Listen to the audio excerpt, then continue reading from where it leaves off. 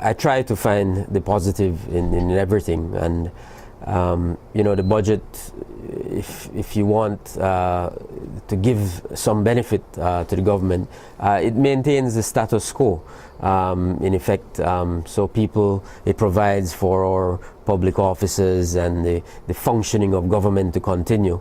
But there's nothing in there to move the country forward, and that is my great regret, that I do not see anything in the budget to move foreign investment forward. There is no plan in the budget to grow the economy. There is no plan in the budget to reform the tax system.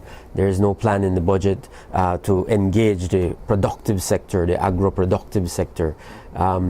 So I think it maintains the status quo, but the reality is that at this point in our development, we really need to be very creative. We need to be innovative.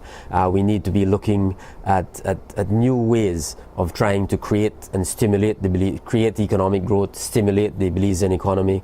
And my big regret about this budget, Patrick, is that there was an absolute lack of consultation. I really believe that could have helped to better inform the development of the budget.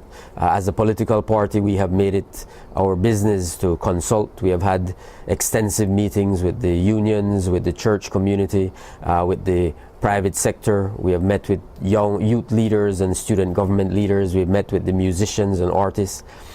And I really wish that the government had done that kind of consultation, because certainly I believe our presentations in the budget will be better informed because of those consultations. So, that is regrettable. So I don't see that kind of urgency, that sense of direction and that sense of purpose coming out of the budget, which I believe is so critically important at this point in Belize's development. The Prime Minister has called it a disciplined budget. In effect, he's calling on the Belizean people to make sacrifices. While people are going to be receptive to that, and because people in good faith want to do what is in the best interest of Belize, I think people also want to see that the government is leading the way, that there is some strategy for moving the country forward, that there is some strategy for economic growth, some strategy for driving exports, some strategy for attracting investment into the country. So those are critical elements that are missing from this year's budget.